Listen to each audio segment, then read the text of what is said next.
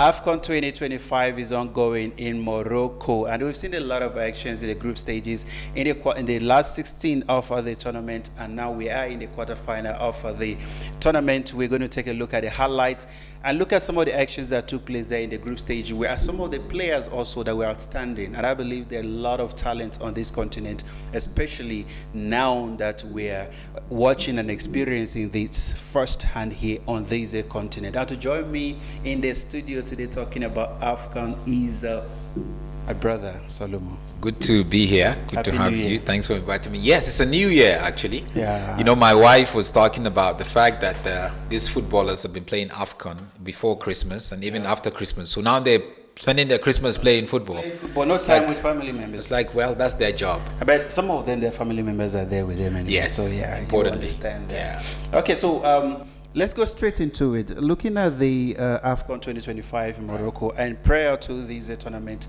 there were a lot of commotions coming from ex-footballers in Europe. We're talking about the standard of the competition itself. And some were playing down on it, there's no relevance when it comes to this competition. So going into this tournament, and so far with the things that you have seen, what is your assessment of the tournament itself? Well, I believe like every tournament is different. Yeah. You know, the standard, the excellence that you see from the field of play, the whole composition of different teams and players coming into play, the tactical awareness, the technical side of it. You all have to look at that, you know. And I feel Morocco 2025 is totally different. Sure. So far, what I've seen from the group stage, I've seen quite a lot of individuality that really stood out, you know. And then I also saw a lot of a few teams that were playing as a team. You know that they don't have those individuals, so they have to play as a team. And then you've seen some coaching input. You see certain coaches who make certain decisions in a game, either to play in certain formation or to make a certain substitution that became effective. You know, I've seen a lot of goalkeepers also giving their best. The goalkeeper of Algeria yet to concede a goal. You know, the son of Zinedine, the great Zinedine Zidane. Just one goal. Just one goal, yes. You know, after that, it's so you look at that and you evaluate it through that. You evaluate it through all of this. You don't just summarize it or compare it to the last Africa Cup of Nations or to the last two. I think it would be a disservice, especially coming from former international players. Maybe there are certain expectations that they have, but I think Morocco has been a good host so far. The infrastructure has been great. Sight and sound. The fans have been really contributing. I think the fans were coming, even though you only see big fans when some of the North African teams play. The truth is I'm enjoying it. And like you said, Morocco, excellent, man. It's just been wonderful. If you look at the performances of the teams and you look at, I think we have evolved as a continent when it comes to soccer as well. The use of technology, especially the VAR, we've seen that, and the officiating for me is top notch. Trust me, I've seen it firsthand. And some of the games you look at it, you're like, wow, where is this coming from? You know, before we don't have all these things. And there were a lot of controversial decisions that were taken by the referees in some of the previous competitions, and everybody will be complaining, Africa, do they really have what it takes to be on the international level when it comes to officiating? But with this now, I think it's an eye-opener to a lot of people to see that we have evolved, and we'll continue to evolve, and we'll be better. And now especially with the talent that we're exporting on the continent to Europe and other parts of the world where they're applying that trade in the soccer field, you know. So let's look at the group stages, and you will tell me the teams that stood out for you, the teams that you were, you know, sort of predicting to win. First group there, in Group C, we have Nigeria, Tanzania, Tunisia, and Uganda. Any surprise there? No surprise, actually. I had expected Uganda to do a little bit better. You know, because if you look at it, in the last 10, 20 years, Uganda, the cranes of Uganda, they've been doing far more better than Tanzania. You know, when it comes to continental football. And they have the players, but I expected them to go through. But obviously, Tanzania was was playing as a team. He's one of the team that played as a team. And also, sometimes people watch Tanzania and they think Tanzania is a pushover. But you have to remember that Tanzanian teams, clubs, are doing so well in Africa Champions League. Young Africans and Simba FC, they've been doing so well. Matter of fact, they had their team that played in the CAF Confederation Cup final. Wow. A club. From Tanzania. Right? So people tend to ignore that because they don't have big name players in Europe. But if you can make the local teams and the league strong. Just to purchase on what you're saying, I think we can see that with the Bafana national team. Exactly. You see the quality of football that they are playing and the kind of players that they have. They don't have the so-called superstars who are playing in Europe and all that. But if you look at the way in which they are together, they're understanding the team cohesion. And that is one thing that I always say, that football is a game of 11 players. That's right. If we can be able to play together and we are determined, we can beat any team. That's right. And if you have one or two exceptional players that can do the magic, that's a big addition to you. So I'm never really surprised with Tanzania. But then I look at another surprise for me was Tunisia. Tunisia is a candidate that is on its way to the World Cup 2026 in the USA. The AFCON is supposed to be a great dress rehearsal for them. To test themselves before going to the World Cup. The World Cup is just about 6 months away. You know, qualifying to the World Cup 2026, Tunisia won sort of like almost all their games in their groups. You know, they have the players. You know, there's the Hannibal player, which I feel in the last game that they got kicked out, he was playing their number 10. He grew up with Manchester United. He plays for Burnley now, born in France. But he was substituted about 15 minutes to the end of the game, which for me, I thought he was one of the most effective players. It's a number 10. You know, he wasn't injured or anything. So I think that contributed to them. But Tunisia was definitely, for me, the way... It was a surprise. The way they played in that group, even though they made it through, but the way they played was really a surprise. But Nigeria, I think they had a goal. We have 3 games. We do our best to win the 3 games. Won the 3 games. You know, 100% winning. They're the team with the 100% record so far. Yes. Some of their players made it into the team of the first round, the group stage, and the Nigerian coach was actually the coach of the group stage. Oh wow! So that's impressive. I love that. I love to see that. And then in Group D we have Benin, Botswana, DR Congo, and Senegal. Benin has a very experienced coach. You know. Because he's coached Nigeria, he's coached a couple of teams. So I expected them to actually do better than they did in the group stage. But they made it through, which is okay. You know, Botswana came for the experience. Yes, it was for the experience, and I feel this would help them in building their nation. It's just a country of about 2 million people. And DR Congo. You know, for me, at this AFCON, if there was a dark horse that I could put my money on, is a DR Congo team. Because they have great established players. Yes, and also the way in which they play. The way they play. Approach to every game. Yes. They're aggressive, they're physical, but then you could see also that technically they are very sound. So it was, for me, I would definitely... you know, they did well, and Senegal, obviously, they are the regular, regular expectations. I was saying that for me, going into this tournament, I had 3 teams that I was speaking to, sort of go to the semi-final if possible. Bafana was one of them, and the reason being that I saw the way in which they played during the qualifiers for the World Cup, and for me, I was so impressed with the young players and understanding each other, coming from the same league, their local league, which is very good also. So I was tipping them. Senegal, number 1, we know the quality that they have. Aside the money and all, these guys, they won it. You know, so Senegal was picking. And then Morocco, for me, is a team that I was also... So those are just the 3 teams that I was picking in this tournament. However, we have 2 left and 1 went home, which is South Africa. And then let's look at the Group E: Algeria, Burkina Faso, Equatorial Guinea, and Sudan. Equatorial Guinea has been around for a bit. You're not really sure of Equatorial Guinea. Sometimes they come in strong and sometimes they don't. So I expectantly, didn't make it out of the group, which I totally believe. But Mozambique obviously came in and made a record for themselves for the first time in their history. They got to get out of the group.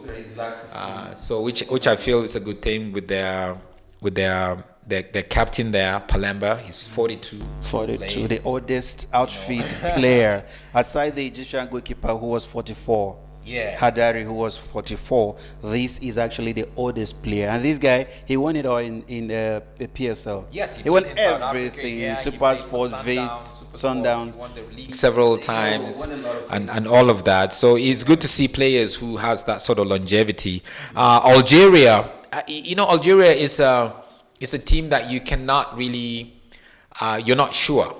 They have the ability. Yeah. They have what it takes, but you're not sure. Yeah. Algeria is a team that most definitely will get out of the group stage, get into the quarters or whatever. Yeah. But from then onwards, you're not really sure. But I think they did what they have to do, and they got out of it really strong. Sudan.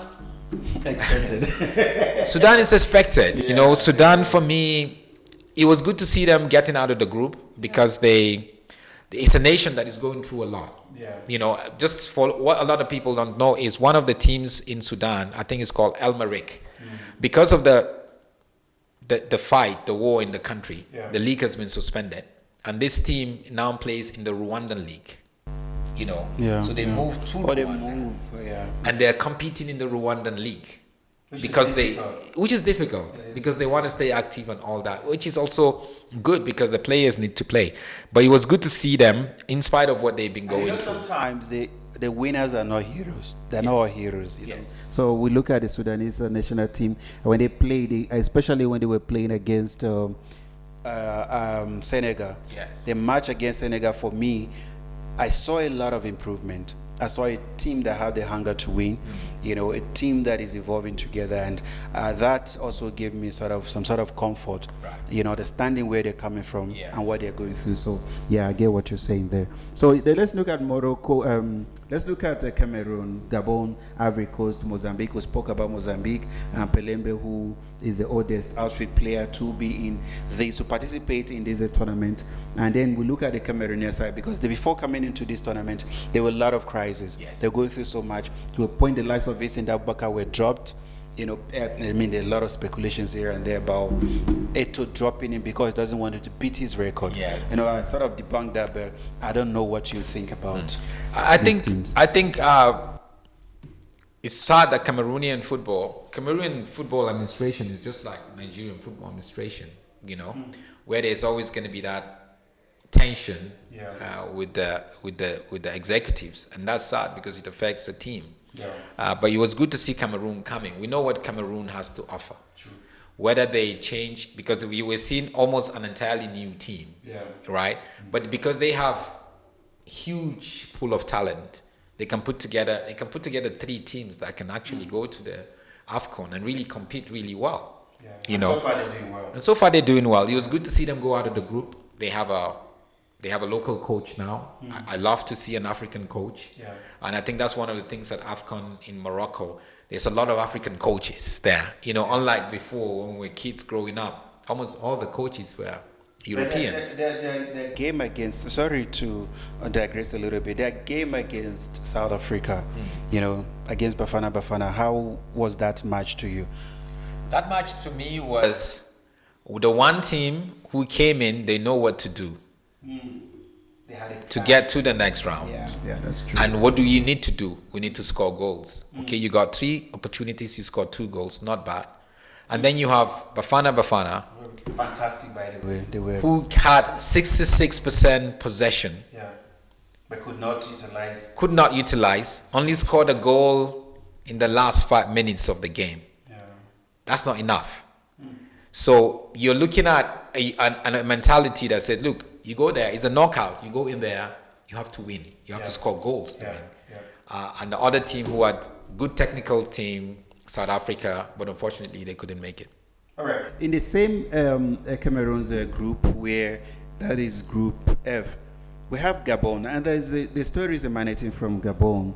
I don't know if you read about it. Yes. We had how to disband the entire team. Yes. The likes of Aubameyang, and now they're not going to be able to play for their national team anymore. What do you have to say about this story? And was that actually the right decision for the FA to take in Gabon? You don't just disband teams. I think Angola also had an issue. They didn't do well, so they had to go back. And remember, before Angola came to AFCON, they had a friendly match with Argentina in Luanda, the capital of Angola, which cost them quite a lot of money, about $10 million. Wow, they actually paid a lot to see Messi there. Exactly. So and when you bring in Messi, when you say bring Messi, then you have to pay more. Yeah. But after they got knocked out, the football administrator said, "Look, we have to look at what happened. This is not the objective. Yeah. What happened? We have to relook at it. We're not happy. Totally, I agree. Yeah. But in the case of Gabon, I think they were too impulsive. You don't make such decisions. You allow them come back, get a report from the coach, from the administrators, talk to the players. What happened? What do we change? So even if you want to change the team, you can go ahead and do that later. Yeah. But not out of your disappointment, making such pronouncement is going to affect the player. It's going to affect a player who's young, who is the future of Angola. Say, look, should I really play for Angola if this is how we're going to be discarded? Yeah. Why should I play for Angola anyway? So it is definitely one of those situations that you see happen.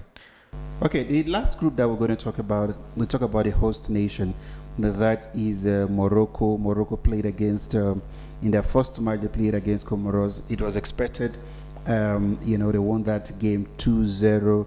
And in their second match, which they played 1-1 against Mali.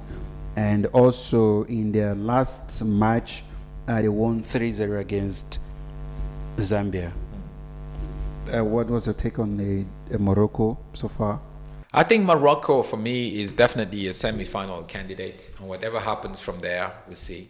Yeah. They know what to do. They know they're hosting. Yeah. That's a more statement. Morocco knows they are hosting. Yeah. And they know what to do. And they did exactly what they had to do. Against Comoros in their first game, it took them a long time to get those goals. And Comoros, for me, I was very impressed for a team from an island that has just about half a million people. So the footballing nation is far away there. They held their own against Morocco. Yeah. But teams like Morocco, you could see that they have the technical abilities, but then they also have the experience. Because sometimes, and that was what Bafana was lacking. Yeah. When things become difficult and you cannot score, how do you still score? And that was exactly what Morocco did. I usually say? I say that a team that is going to win the league, when I'm talking about someone like the Premier League and all that, a team that knows how to win the league, when the match is going to a draw, they turn it into a win. Exactly. And that match is going into a defeat, they turn it into a draw. Exactly. So you must be able to know that. You're still getting the point. Yeah. You're still getting the 3 points from the win and 1 point from the draw. And that is important. It is. Yes. True. So you have to accumulate that. But for Morocco also, now they're almost like solid and going with the return of their captain, who was injured, who couldn't play the first game, second game, not really, not too fit. But now it seems like, okay, he's starting games for them. So it's going to be a huge moral booster for them. And Morocco, for me, really delivered and came out of that group. Okay, now they are looking at all these games in the first stage of the tournament, being the group stages. Which teams, to name the teams that stood out for you? Teams that stood out for me, obviously the Super Eagles of Nigeria. Three matches, 3 wins. Yeah, so that's definitely a team that stood out, a team that really stood out for me. And I could say also there's a team, Ivory Coast. Really stood out. I think they're really good candidates. The way they played. Amad Diallo, is doing it. Yes, Egypt is struggling a little bit, but if you know what to do when you struggle, because your form is not always going to be the same. But you just need to know that. And you get better as the tournament progresses. Exactly. Yeah. So these teams really stood out. Morocco stood out for me, definitely. And I think one of the teams that really I felt they're growing and coming to their own, that I love to see, Comoros. I love watching them. Yeah. I didn't expect them to go anywhere, but the kind of football they played, I really love it. They played quite some great football there. No, and is what I was saying about Sudan also. You need to look at the effort. Yes. And you need to look at where these guys are coming from. Comoros going into this tournament, a lot of votes predicted that it was just going to be a walkover for them. Yeah. But that wasn't the case. They have to. They made them sweat. Yeah, and I think also, like you say, Super Eagles, they impressed me a lot going into this tournament, considering the fact that they did not qualify for the World Cup. Yes. I was not giving them any opportunity of making it out of this group, understanding that sometimes I look at the players and where they're coming from. I look at the understanding might not be there. And I think that is what affected them in the qualifiers for the World Cup, because majority of them are playing in Europe. Yeah. And when you're coming from different European leagues, to come together and play on this continent is a difficult thing to do. So I kind of give it to them. Now let's take a look at in the second segment, let's look at the last 16 rather. Senegal played against Sudan. Senegal won that 3-1. Mali played against Tunisia, of which they won on penalties. Morocco beating Tanzania. South Africa were out by Cameroon. Egypt plays Benin, and in the extra time they won 3-1. Nigeria, of course, they continue with where they stopped in the group stages, winning 4-0 against Mozambique. Algeria played DR Congo, and who else? Adil Balbina scored that goal in the 119th minute to take Algeria to the next stage of the competition. And of course, Ivory Coast, Ahmad, we just spoke about him now. He did it for his team, Ivory Coast, winning that one 3-0. So let's look at these teams here now. Is there any and there's a match we're going to talk about. Yes. And there's something that there's a big story here that we're going to talk about, which is the match between Nigeria and Mozambique. But let's look at other matches. Which match here was expected and was not expected by you? I expected Congo to win against Algeria, to be honest with you. But Algeria got that all-important goal in the extra time, added extra time. Yeah. I think Congo, for me, I just have a belief in them. Yeah. I just have a belief in them. I believe they have what it takes. It's the first time you're getting a lot of diaspora. Most of the players there are from diaspora, which I totally understand. And then they could make a good team. If they do go to the World Cup, I think they're going to get a lot of experience and they're going to play well against teams. But then you also have Senegal winning 3-1 against Sudan. That was very expected. Sudan's gotten to the end of the road. They almost shocked them. They almost, yes. Sudan took the lead, and yes. I was like, what is no, happening they took the lead, and against Senegal. And remember, they have a Ghanaian coach. The Senegalese coach is the Sudanese coach is Ghanaian. Wow. So he understands African football, especially he understands their neighbor. Senegal. Yeah. But Mali against Tunisia didn't do enough, and they didn't deserve. Mali came from playing with 10 men for almost 70 minutes. Wow. Got their equalizer after Tunisia has scored. Yeah. They got their equalizer against, in the last 2 minutes of the game. And went into extra time. And their goalkeeper came through for them, saved 2 of the penalty kicks. Morocco against Tanzania. I think Tanzanians will go home very proud with the way they play. I was actually impressed with them. Yeah, people conceding just 1 goal. Yes, people thought it was going to be a whitewash. It's Tanzania. They're not really experienced. You're playing against the host country. South Africa deserve to go home against Cameroon. You play, but you never scored. So, but trust me, they played very well. They did not deserve to go. They did not deserve to go. You deserve to go home if you don't score goals. They don't score. But for me, I felt like these guys were good. They were good. They played.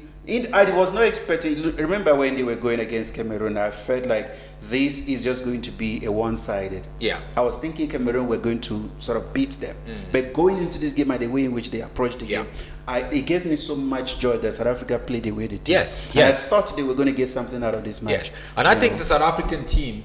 I don't think we've seen a team that is as solid as a unit like South Africa. That's playing together as a team. That's what I love about so I don't think you must give them that credit. Yeah. And then we have obviously Egypt against Benin.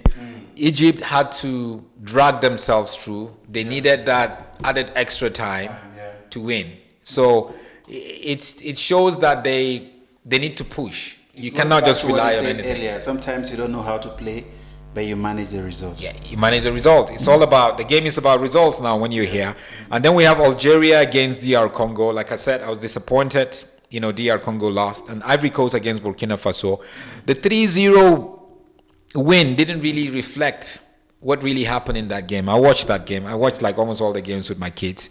I think 1-0 should have been a better reflection of the game, because Burkina Faso had their own fair chance of scoring.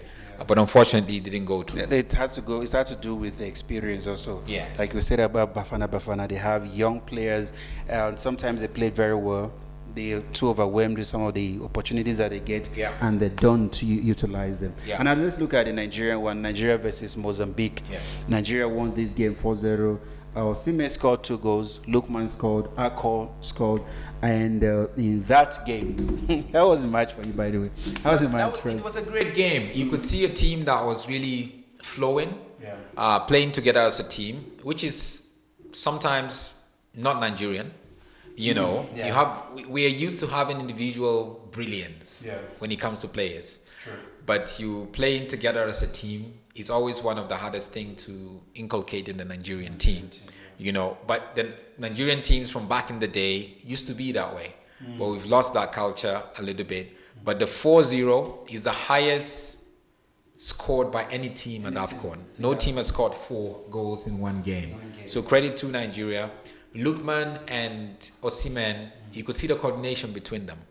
They know how to play together, right? And remember, both players are very selfish players, because they love to score. Lukman wants to take people one-on-one to create opportunities and also score for himself. Yes. Osimhen, on the other hand, want to score goals. Yeah. And I think that brings me to the next point that I'm going to make. The reaction of Osimhen to Lukman when he missed to give the pass to him. And that is what has been trending.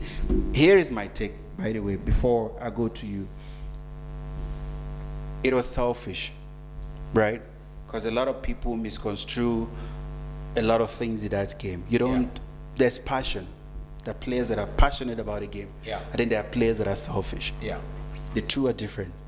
You have Osimhen, who is selfish. You scored 2 goals already. I know you can score a hat-trick. You can score more. Yeah. And the argument is saying that, people are saying that, yes, as a striker, you want to score more, and you can even score 6. That is understandable. But here you're playing with your teammate who provided an assist for you to score. And you scored 2 in the game, and you guys are winning 4. If you guys were leading like 1-0, I will understand the anger. Yeah. But you're leading 4-0. And in the process, you're treating your fellow professional like a kid to you. Yeah. That is where I'm coming from. To me, I felt that was not supposed to be his reaction as a professional player. I totally agree. I think his frustrations was placed at the wrong time. You don't place that frustration there. Yeah. He's a very passionate player. He's a very expressive player. And we also have to understand that in the heat of the moment, you could do certain things that's wrong. But you cannot begin to have alteration with your teammate. And the opposition team member from Mozambique is trying to intervene between you guys. You guys. And these guys are leading. Mind you, these guys are losing 4-0. Yes. And they're not fighting among themselves. Exactly. You that are leading 4-0, you're fighting with your team. So I think he could probably... It was maybe an opportunity for the team, though we are leading 4-0, but let's still keep playing as a team. Let's not be selfish. When a typical team, when we're leading 4-0 or 2-0, everybody will begin to do their own thing. So we lose that sort of like team togetherness. But maybe he's saying, look, hey guys, we have a next game. So let's just keeping on. We've scored 4 goals, but you're not keeping on let's keep the same mentality, same approach. If we begin to play like this, we go to the next game, things are gonna happen. But these 2 guys, they know each other. They're good friends. And it will shock you to know what happens in the dressing room or in the training ground. They've had so many of that in the training ground. And each player is different, not just the way they play, but their own attitude and how they see life. But I love how Lukman handled it. And I love what he said at the press conference, at the press media conference afterwards. That's how. Remember, Osimhen is like the assistant captain of the team. If you remember very well, when indeed he didn't play the last group game, he wore the captain armband. Yeah. And his behavior was like, I was like, wow, I love this Osimhen. Look, we all love players who are passionate about playing for their national teams and winning. Yeah. There's nothing wrong with that. My only concern is the expression. Yes. Yeah. That was not supposed to be his reaction as a leader. And if you let's look at the professional players, the so-called superstars, your Ronaldo, Cristiano Ronaldo, your Messi. They get frustrated when these things are not being done to them. But the truth is, the way in which they handle it is different. It's okay to get frustrated with the opposition. But getting frustrated that way with your teammates. There's nothing wrong. It shows the passion the passion that you have for the game. But my thing now is that, to a point of you getting angry and saying you're dropping your accreditation, saying you're going back to your club. Yeah. That was just to me, that was too far. No, if he had done that, he did. Then it is definitely a bigger problem, more than a problem that we saw on the pitch. Okay. So maybe there's a bigger problem that we're not aware of behind the scene. Yeah. That's been going on, brewing. And like I sat down and thought about it. Yeah. I said, look, if I'm the coach, in the quarterfinal game, I'll sit him on the bench for 90 minutes. Yes. For 90 minutes, right? Yeah.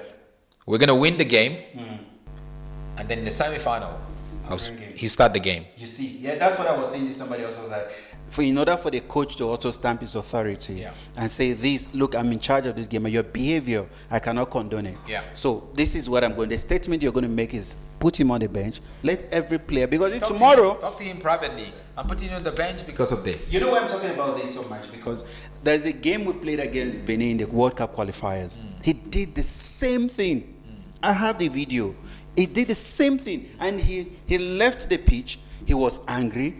Boniface went to sort of beg him, plead with him, please come back. He refused. He stormed into the dressing room, angry and making gestures that you could see that this person was. But sometimes we forget that he's from the streets of Lagos. Yeah.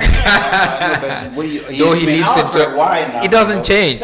Okay. Why is you take him out of Lagos, but Lagos doesn't live him. But you see, one thing that I love about some of the leagues in Europe is the fact that they try to sort of inculcate their culture in you. Yeah. When you come, there's a sort of an education that they give you. You have to understand orientation here. This is how you behave.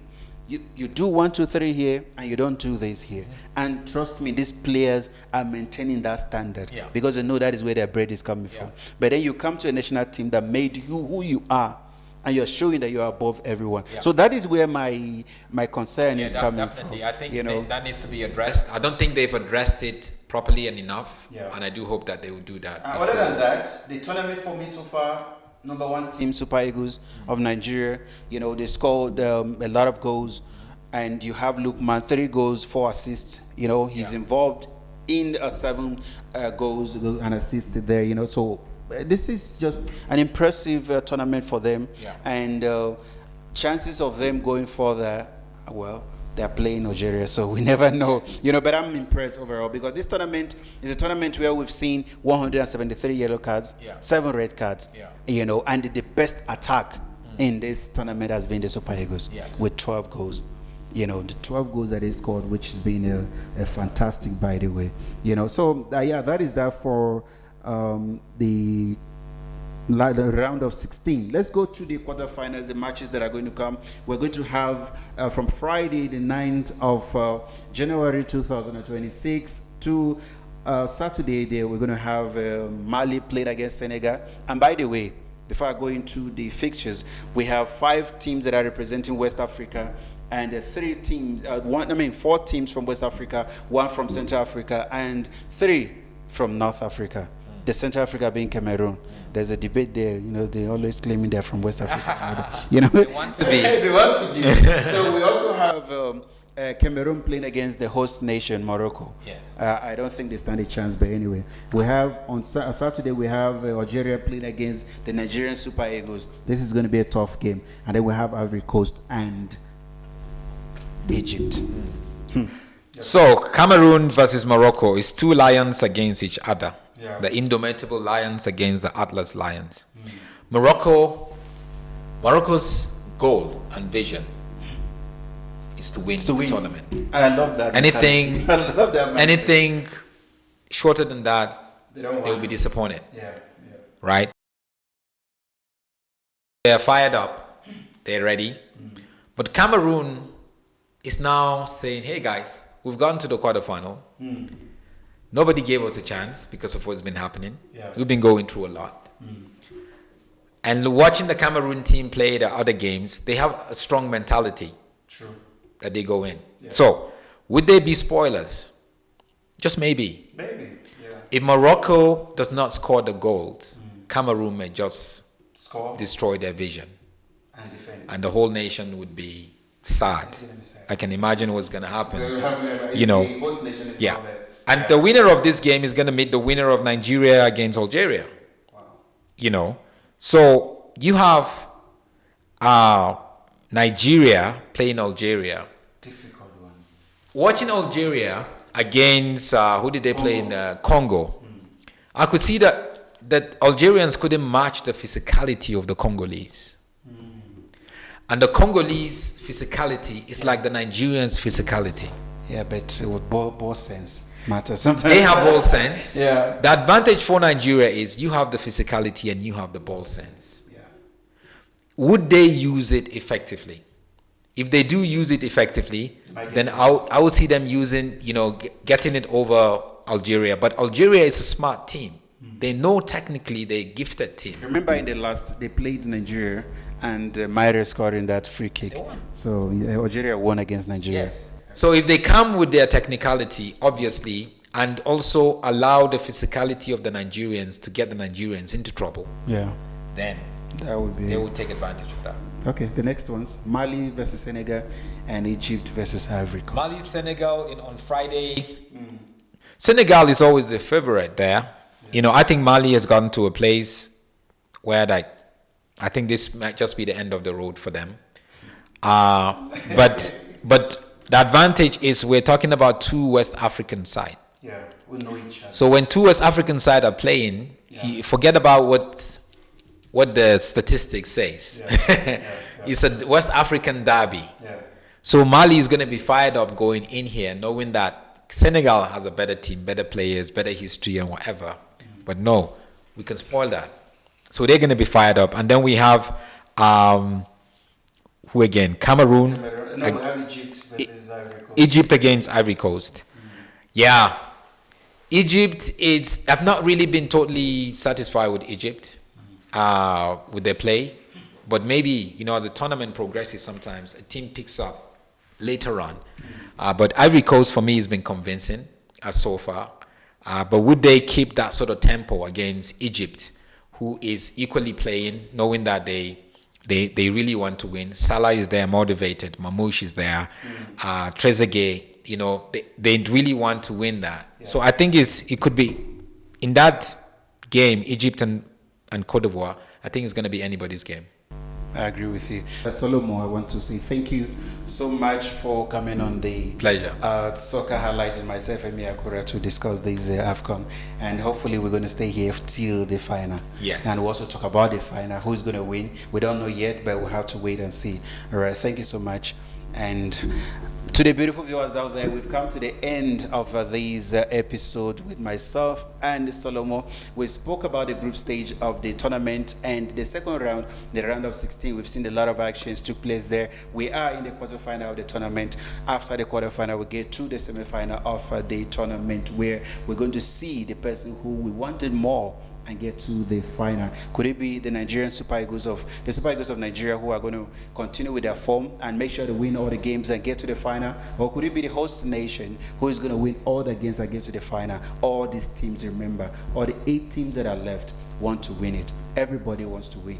And this tournament, I don't care what you say, this is one of the best tournaments on the continent, in the world in general, one of the best in the world when it comes to the world of soccer. So, all right, we've come to the end of this episode. Until I come your way again next week, a lot of actions are going to be taking place this weekend. Stay tuned.